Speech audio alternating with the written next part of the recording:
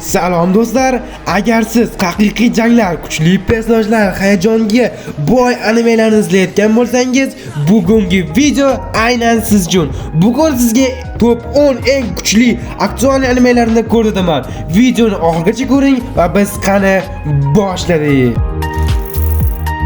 Agarda animelar yoqsa, obuna bo'ling, like bosing va bu menga juda ham katta motivatsiya beradi. Oldindan rahmat. Bizda 10-o'rin Tokyo Ghoul, qorong'i muhit, ichki kurashlar, og'ir janglar va bu anime hammaga ham yoqmasligi mumkin, lekin hissiyotlar va juda og'ir kurashlarni yoqtiradigan odamlarga bu albatta manzur bo'ladi. Sizchi, siz bu animeni ko'rganmisiz? Ko'rmagan bo'lsangiz, albatta tavsiya beraman. Bizda 9-o'rin Bleach, qilichlar, ruhlar va tezkor janglar. Janglarni yoqtirgan odamlar uchun bu juda ham ajoyib anime. Masalan, Ichigori obrazi eng anime tarixidagi eng qo'rqinchli, mistik va jangari personaj sifatida eslab o'tiladi. Shaxsan o'zim bu animeni ko'rmaganman, lekin ko'rishlarini tavsiya beraman.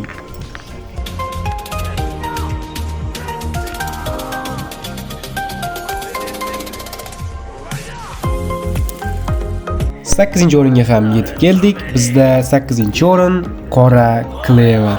Bu anime taslim bo'lmaslik haqidagi doston kabi. Jang zo'r, oxirida Astani baqirishi va uning taslim bo'lmasligi janglarga yanada ko'rk bag'ishlaydi va qiziqarli qiladi. To'g'risini aytsam, bu animeni o'zim shaxsan ko'rib chiqaman. Sizlarga ham tavsiya beraman. Shunchaki ajoyib, taslim bo'lmas darajada ajoyib bo'lgan anime. Qisqa vaqt davomida internet odamini portlatib yuborgan anime. Har bir anime shinavandasini qalbida joy olgan. Va bizda 7-o'rin Solo Leveling. Bu animeni ko'rmagan odamni menimcha tasavvur qila olmayman. Shunchaki ajoyib sifatida ishlangan anime. Shaxsan o'zim tavsiya beraman. Agar bu animeni ko'rmagan bo'lsangiz, demak anime muxlisi emassiz.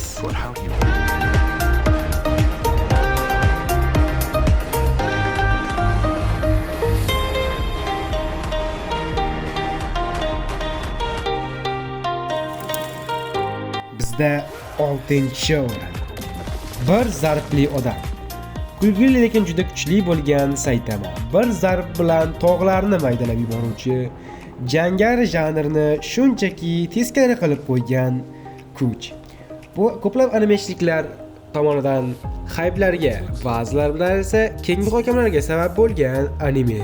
Bu anime albatta sizga yoqadi. Kulgili sahnalar, juda kuchli janglar va siz uchun mo'ljallangan hazillar.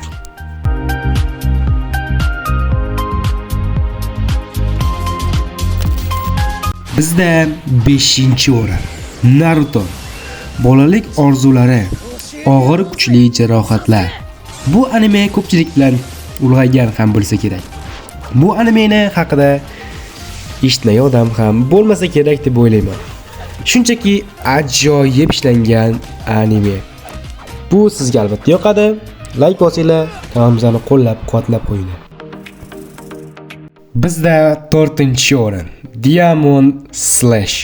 Grafika juda chiroyli, qilich janglari, juda sirli va boshqacha bo'lgan harakatlar, juda hissiyotlarga boy bo'lgan anime. Tanjironing mag'lub bo'lmas harakatlari, ilojsiz joydan chiqib ketishi bu animeni juda ham chiroyli qilgan. U yerdagi personajlarning hissiyoti shunchaki ajoyib. Albatta bu animeni ham sizga tavsiya beraman. Shaxsan o'zim ko'rib chiqqanman.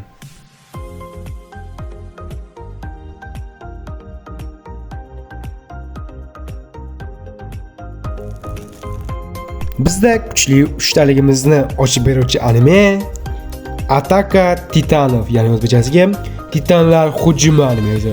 Bu animeni hatto kinosi ham chiqishga ulgurgan. Shunchaki ajoyib bo'lgan hissiyotlarga boy bo'lgan anime. Albatta ko'rishlarni tavsiya qilib qolaman. Hatto PUBG ga ham qo'shilgan. Ko'rmagan odam juda ham kam bo'lsa kerak. Hissiyotlarga boy bo'lgan juda ajoyib anime.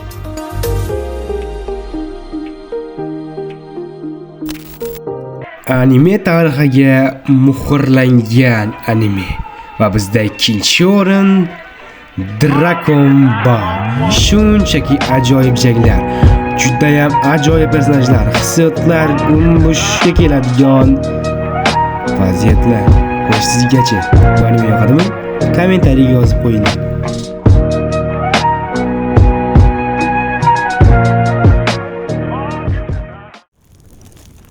Kuchli janglar va albatta Gojo ko'pchilik uchun hozirgi eng jangari anime sifatida ko'rilayotgan va keyingi fasl chiqishi kutilayotgan anime. Bizda birinchi o'rin Jodugarlar jangi.